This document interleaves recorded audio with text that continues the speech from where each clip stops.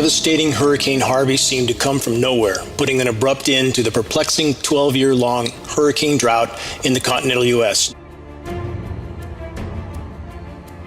How many remember the scenario with Hurricane Sandy? Miraculously, weather forecasters somehow knew 7 days in advance that Hurricane Sandy would make an unprecedented 90-degree westerly turn exactly where it did. As Harvey was making landfall, the radio frequency microwave transmissions being used by the weather makers to manipulate Harvey were undeniable. Powerful frequency transmissions kept Harvey from migrating further inland and breaking up. The forecast track and behavior for Harvey was beyond unprecedented. Again, how could forecasters know so far in advance? Because Harvey's behavior was not an act of nature. It was manipulation with patented climate engineering technologies. The manipulation of Harvey from the Shreveport transmission facility and numerous others was relentless, as this even more recent animation of the Shreveport transmissions reveals.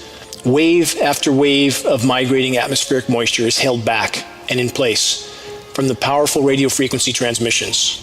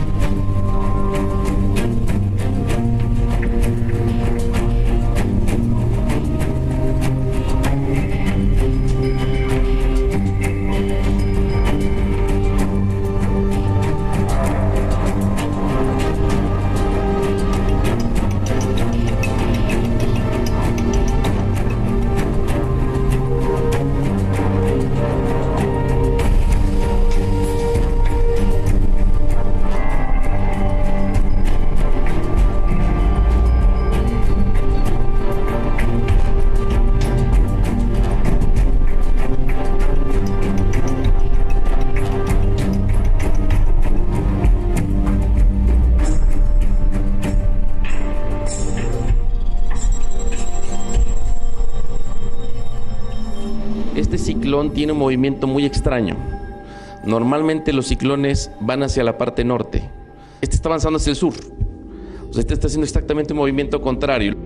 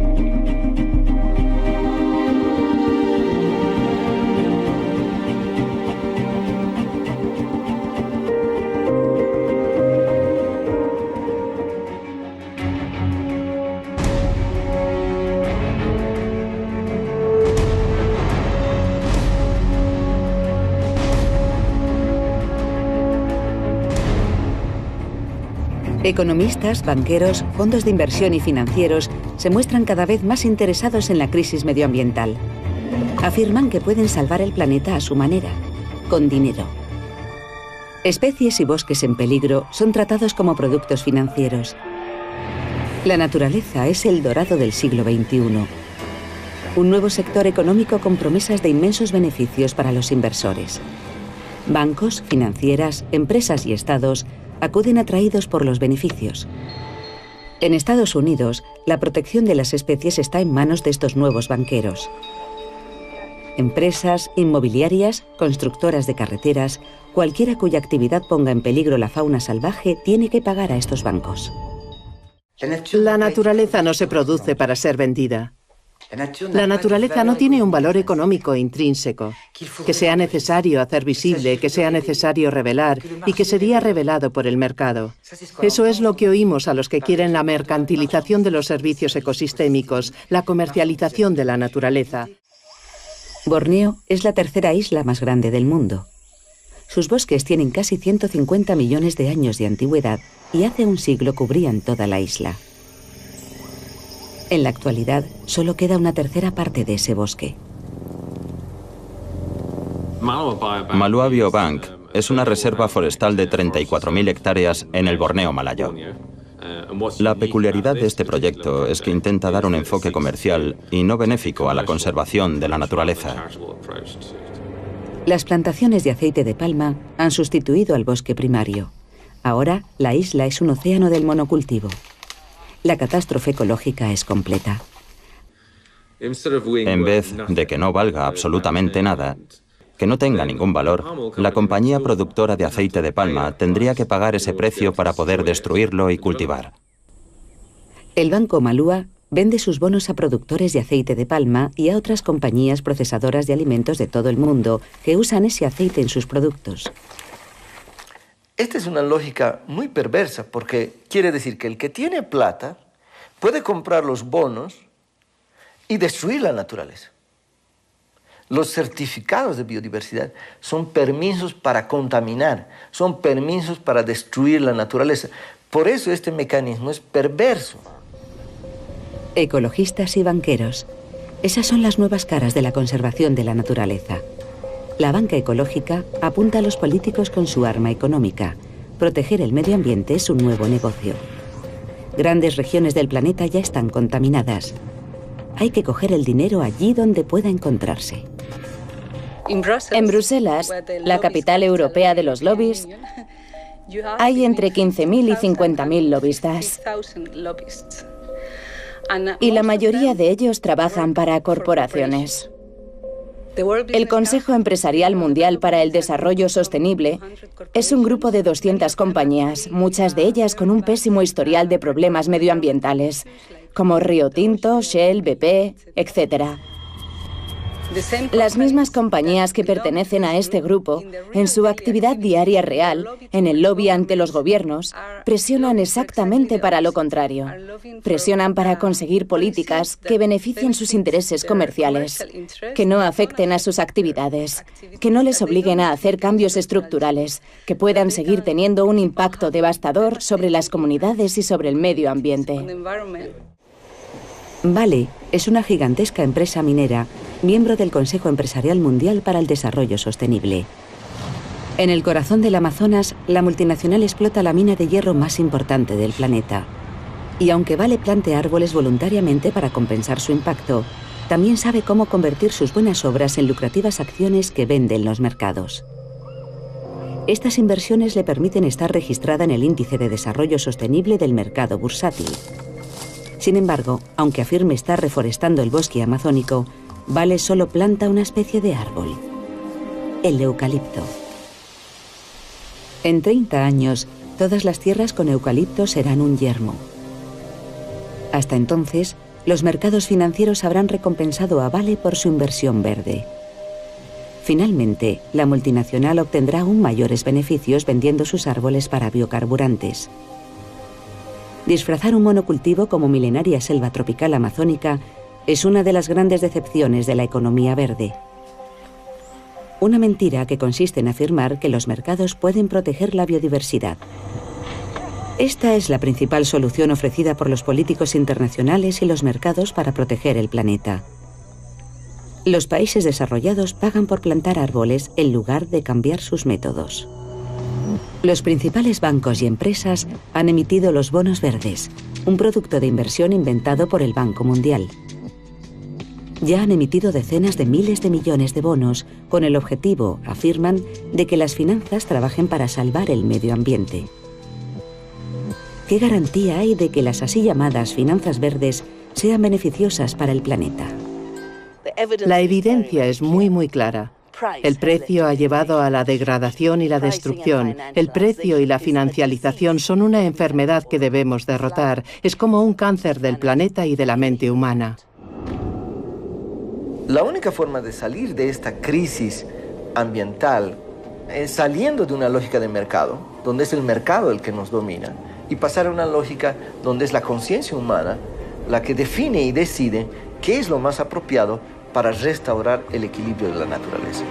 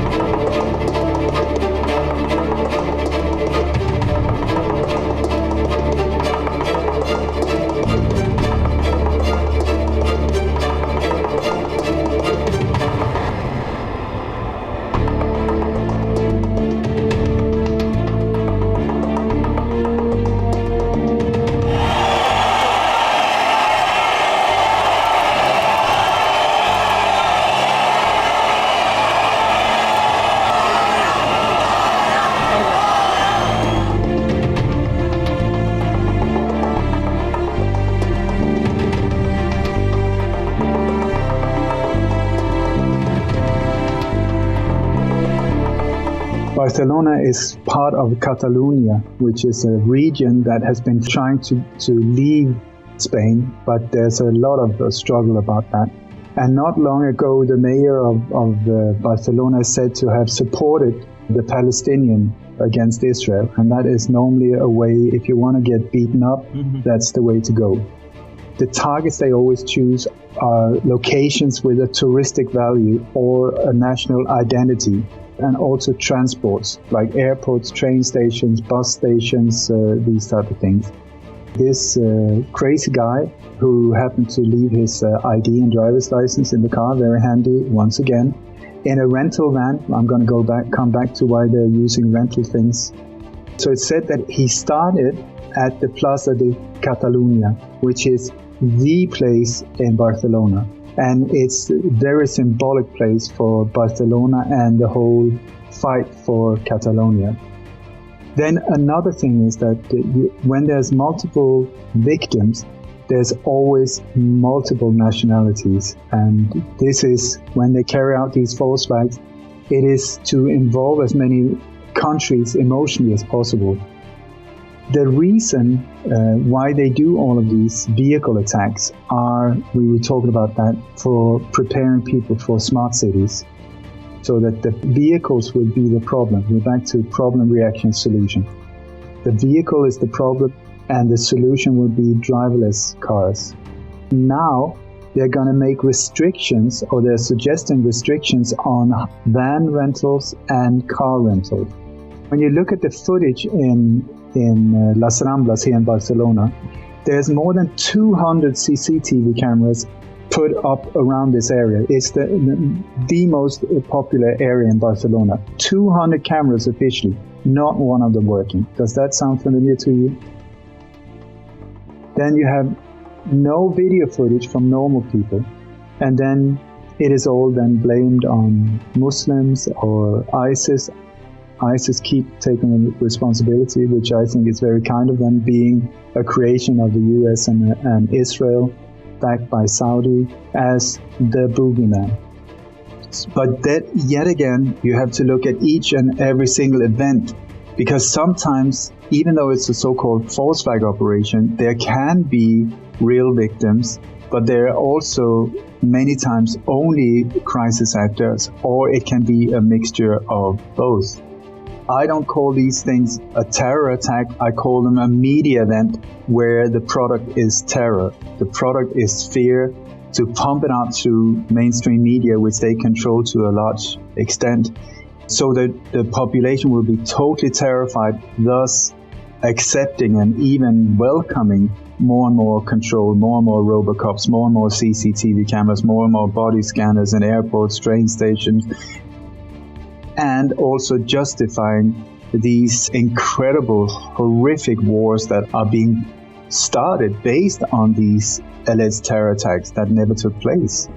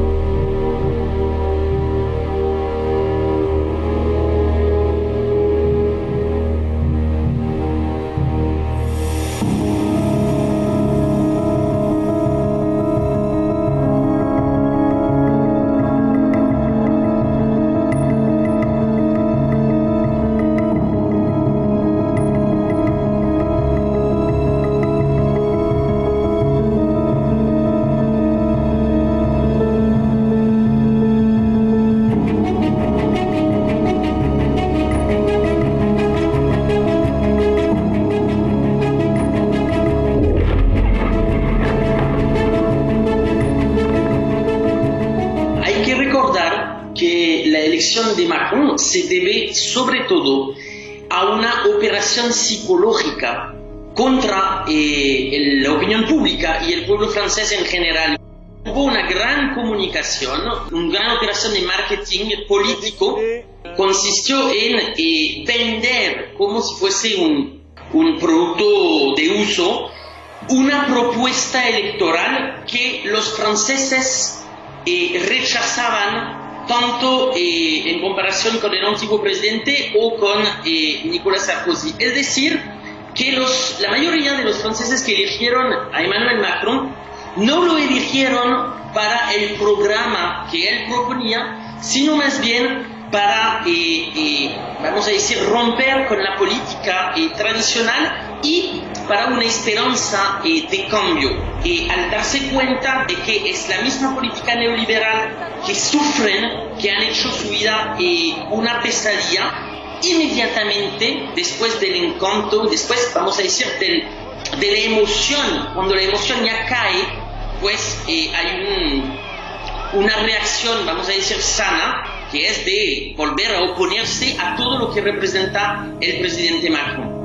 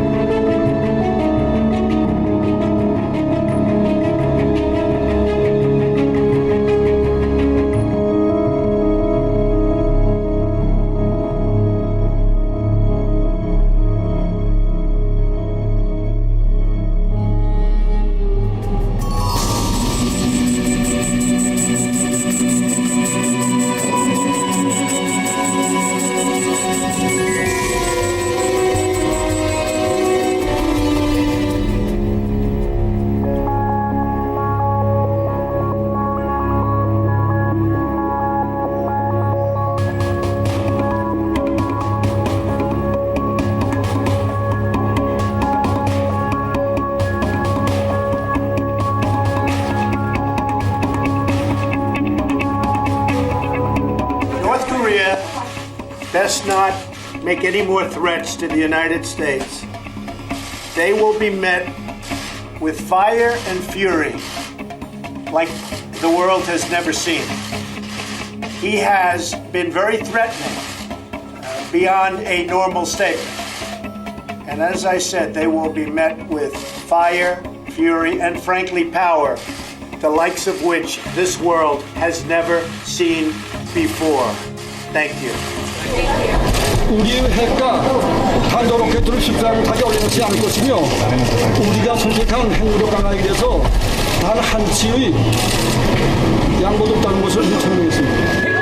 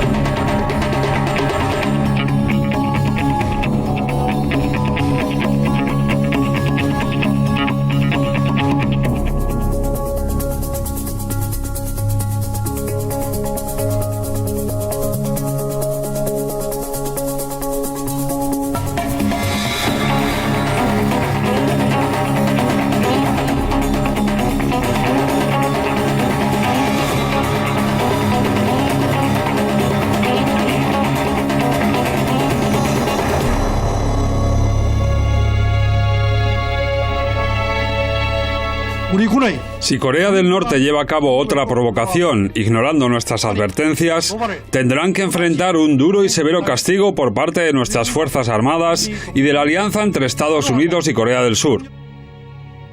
Queremos dejar bien claro que nuestro ejército está preparado para responder a cualquier tipo de provocación de Corea del Norte. Como declaramos a principios de este año, la República Popular Democrática de Corea continuará fortaleciendo su capacidad defensiva con la fuerza nuclear como predilección, siempre que Estados Unidos mantenga sus amenazas nucleares y no cese los ejercicios militares a las puertas de nuestro país. La presión de Estados Unidos y sus actos provocativos solo proveerán una justificación adicional para que la República Popular Democrática de Corea tome medidas para fortalecer sus capacidades de autodefensa. Creemos que las recientes maniobras marítimas a gran escala, Ulchi Freedom Guardian 2017, realizadas por Estados Unidos y la República de Corea desde este 21 de agosto al 1 de septiembre, no contribuyen a la disminución de la tensión en la península coreana. El problema está que tenemos una memoria muy floja y ocurre esto muy a menudo. Es una cosa que no es nueva, llevamos así del año 2006 y es un fenómeno que viene sucediendo, desaparece o se reblandece, vuelve a recrudecerse, sale otra vez y tal. Es un tema muy largo.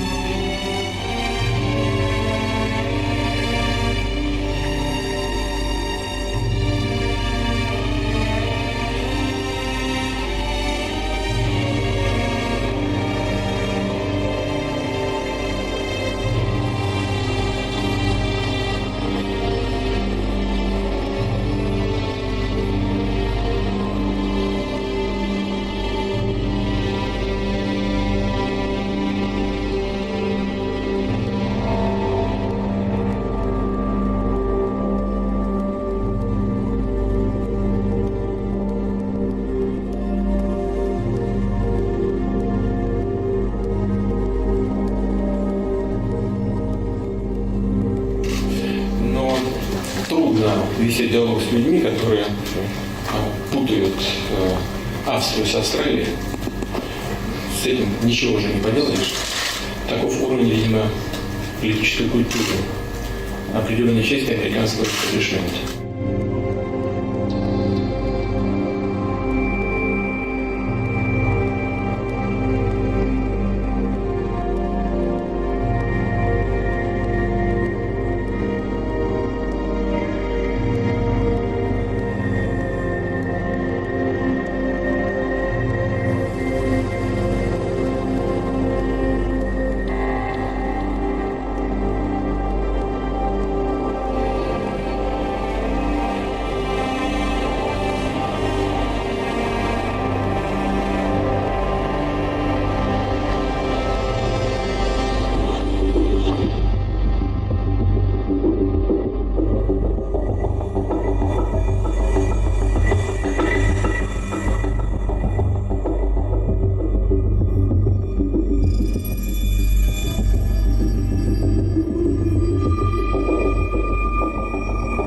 Globalists need enemy, but the right enemy, because the right enemy of globalists are they themselves, because they are going to destroy humanity, to exchange the humankind by artificial intelligence, by kind of cyborgs, and they try to destroy all kind of links of the humanity with its essence, and that is absolutely negative.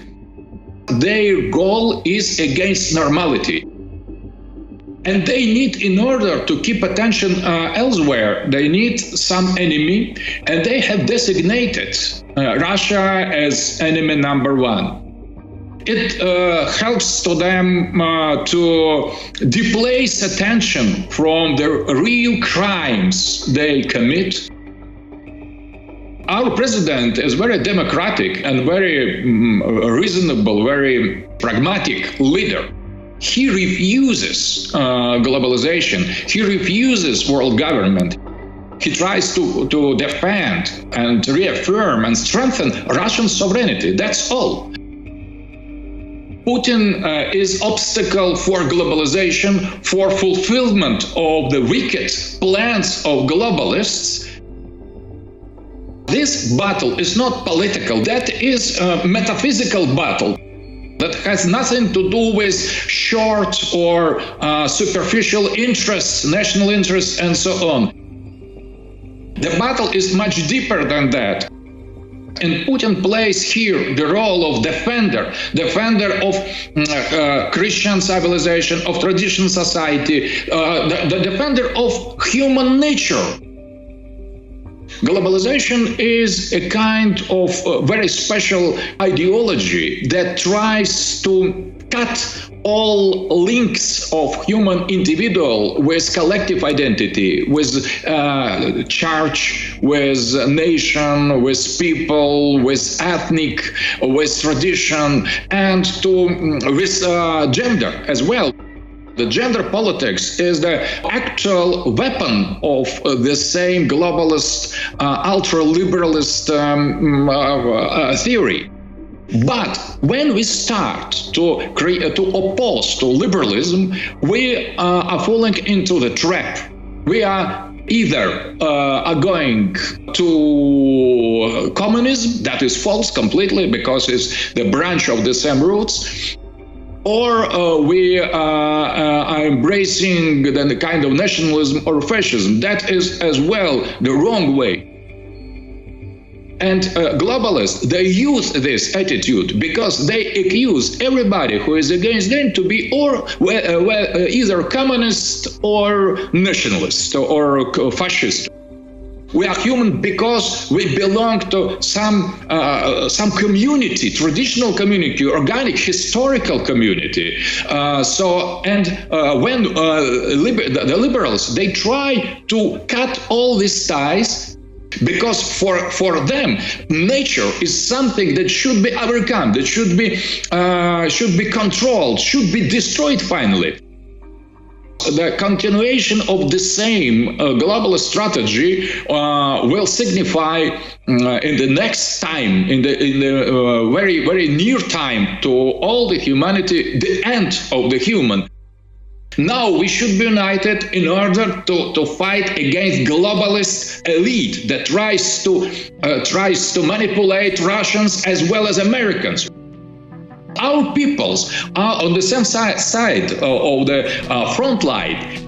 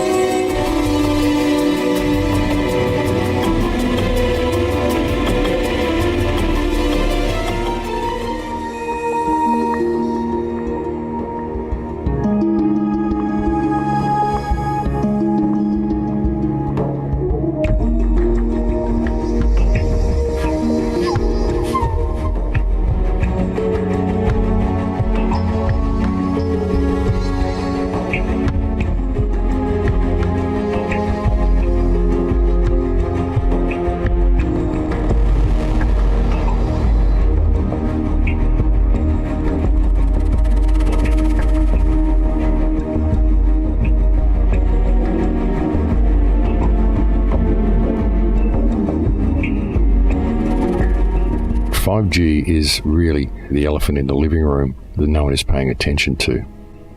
So it's being promoted as something that's very, very good. It's about the Internet of Things. And what exactly is the Internet of Things? It's about everything talking to everything else. Broadband experience everywhere, anytime, smart vehicles, smart transport, smart infrastructure. It uses a millimeter wave, which can be extremely dangerous to all living things and not just people. It's about mass surveillance and about weaponizing the airwaves. And the studies on it are amazing. There's all sorts of studies, but they're not interested in the studies. That's the thing. This is being rolled out without any studies. They're doing it basically because there's a lot of money involved in rolling it out. Hundreds of billions of microchips connected in products from pill bottles to plant waterers. We must reject the notion that the 5G future will be the sole provenance of urban areas. The 5G revolution will touch all corners of our country. America's local governments will play an important role in determining how we fulfill this national priority. If something can be connected, it will be connected. Now, the Internet of Things is far more concerning than people might think at first glance, because it isn't just your fridge and your smart toaster and your smart television and your smartphone. It's also your computer, your microphone, your camera on your computer. It's also the surveillance system that we are all installing in our homes by getting these new computer systems. Something else the 5G grid can do is it can see through walls, it can see through houses, it can see what you're carrying along the street, it can see if you're carrying money, it may be able to tell if you're carrying a weapon. And if you are carrying a weapon, it can disable you with a millimeter wave, or it can even perhaps send a signal to a drone and have you targeted from the air. It's also possible to take control of vehicles with computers in them. It's an all-encompassing system. And this is not just being used for communication. This is being used for surveillance and control. What this whole system is leading towards is complete digital control of everybody and a merging of human beings with AI. So they're virtually putting a fence around the entire Earth, like a space fence around the entire Earth, which is going to be active and involved in the 5G network. And it's about integrating it all together, the integration of satellites and 5G networks. This 5G grid is being rolled out, and this whole machine society is coming online. And if people don't pay attention, if people continue to use their credit cards, if they continue to use their smartphones, in another 5 to 10 years from now, when all their cash is digitized, all their movements are tracked, all their thoughts are monitored, and everything they do is under surveillance, people are going to look up from their research and go, hang on a minute, how did I end up in this high-tech prison? And at that point, what can anyone do?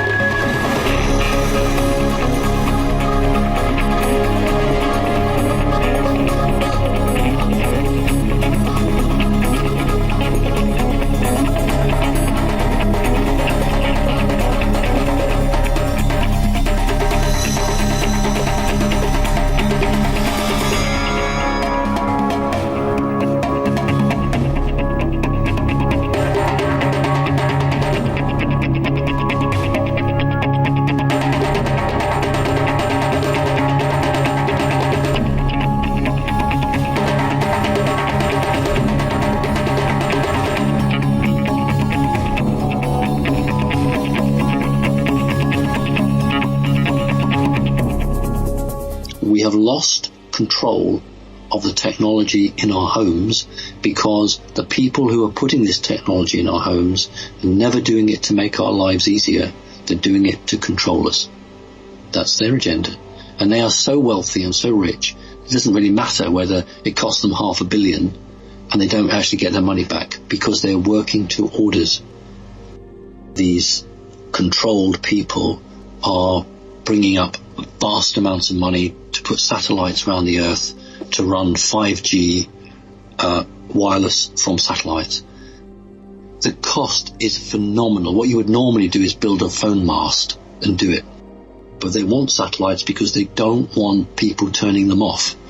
If you have satellites which are ground controlled, then it's easier to get at them and turn them off or sabotage them. But if it's running from space, it's very hard to blanket and stop it. And think about the Terminator films with Arnold Schwarzenegger. It was called Skynet, and it was a space-based system. What the whole object of this blasted 5G is to attempt to create an entity within people. It is to place a energy being. It's not like a jinn, it's not a demon, it's nothing like that. It's more like a fourth dimensional, lower fourth type being, and attempting to get them to infest in a person. Because what AI is doing is attempting to control the nervous system of the human race. 5G is a potential that they see to allow them to rewire the brains of people. The whole object is to turn people into robots. Their agenda is to control the human race, and they don't give a fig about anything else.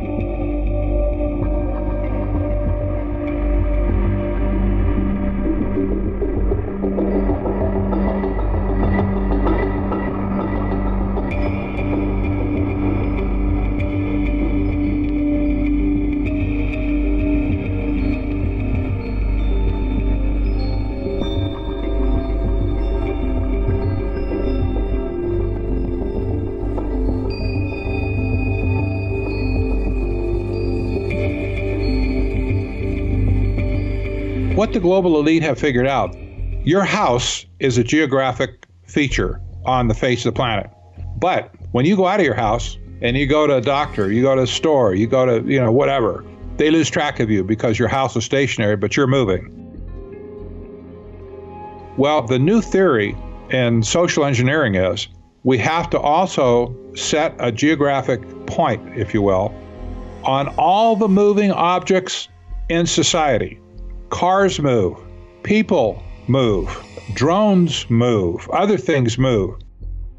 They want to track those moving things as points of geography, and that requires connectivity to do that. Mobile connectivity, not fixed connectivity, mobile connectivity. So the new 5G standard is going to provide people in cities, for instance, on their cell phones and other things that they carry with at least 100 megabit per second connection. Now, you probably don't even get that at your home right now with your cable. That's so fast, you just can't hardly imagine how fast it is. That means everything's connected in real time. Real time. 5G is going to allow for instantaneous survey of the entire landscape. Geospatial intelligence is the driving technocrat mentality behind 5G and behind connecting the world, that is the Internet of Everything, together. That is the driving impetus behind this. And you can see how science is going to put this dragnet around the human race. I think the most appropriate end state that we could name it would be scientific dictatorship.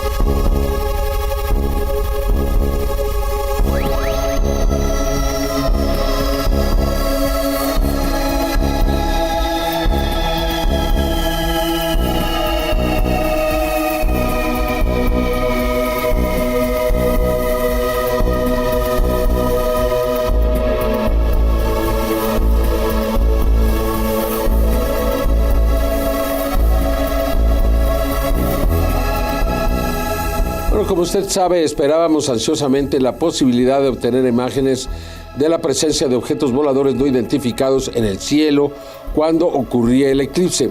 Hasta el momento no hemos recibido imágenes convincentes que demuestren esa presencia.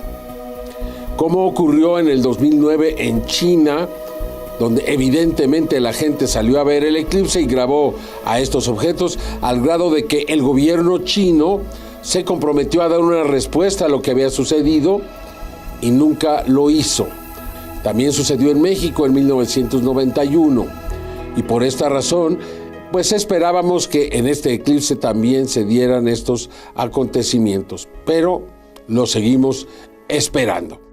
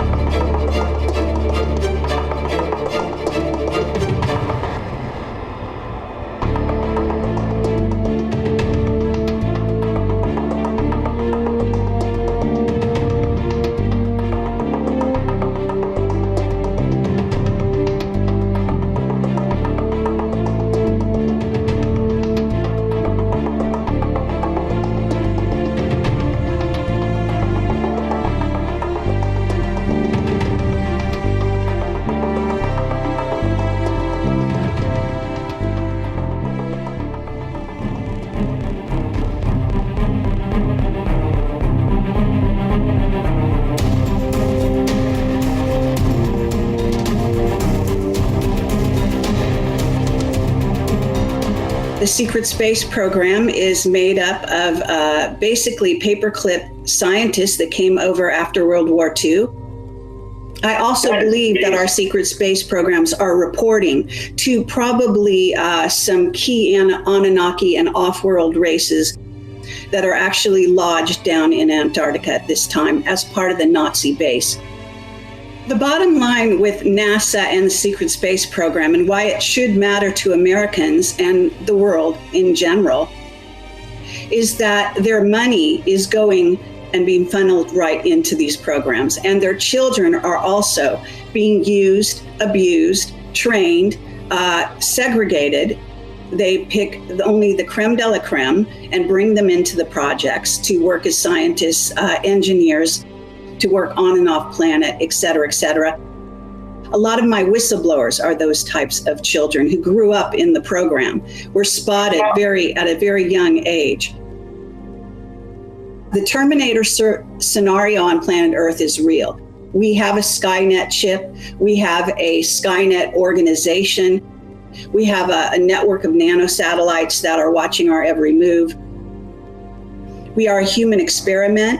We have been also invaded multiple times by other races. So now we are a melting pot of many, many other interstellar races. And the Gray Human Hybrid program is a program to be very aware of. It has been very successful. So it worked through the abductions of females and through the implantation of eggs with a lot of what we call those gray. This is not the programmable biological entity grays, which are like a little artificial intelligent being that were created even by our secret space program. But I'm talking about the grays that come from other planets and have invaded our planet. And they want to be part of this grand experiment.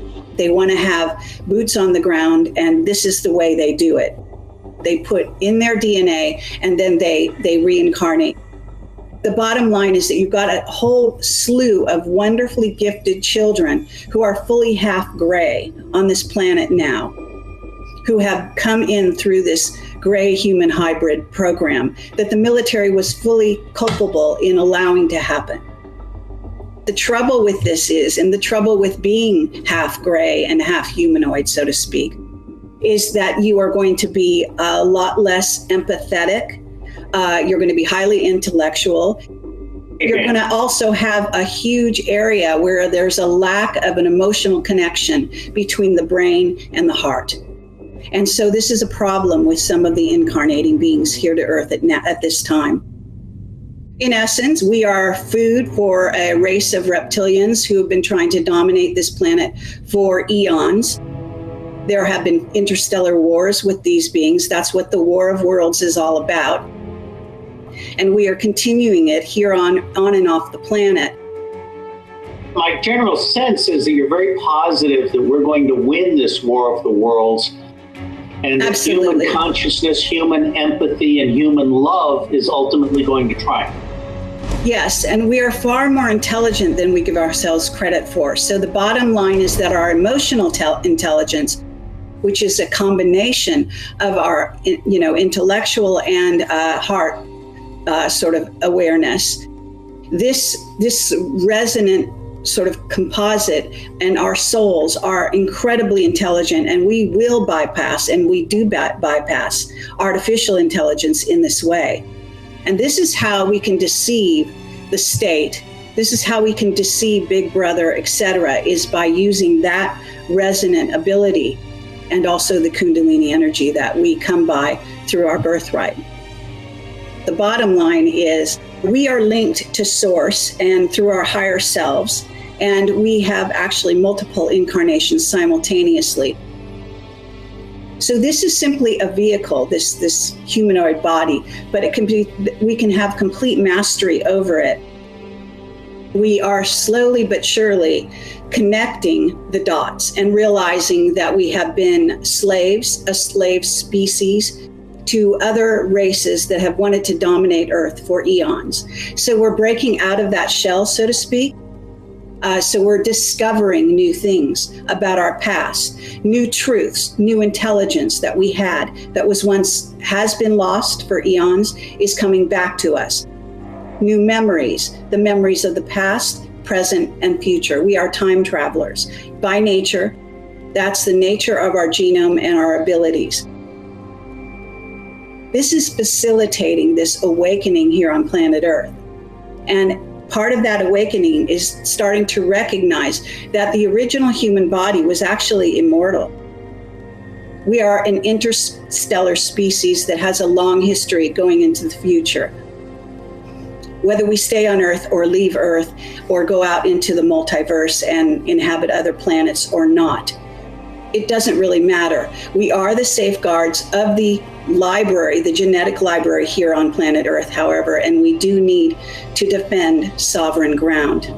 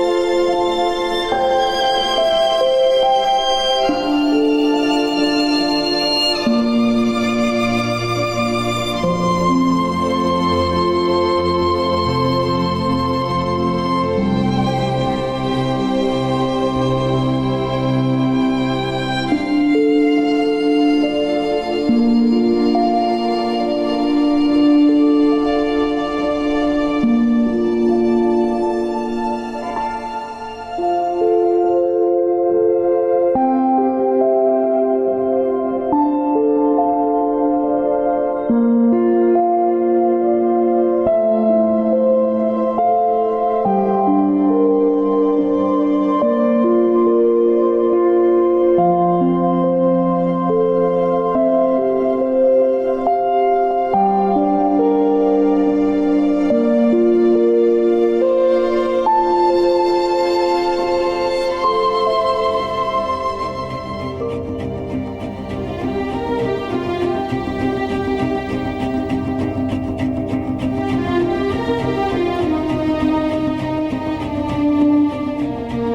majority of people in the Western world spend the majority of their life living by the hormones of stress.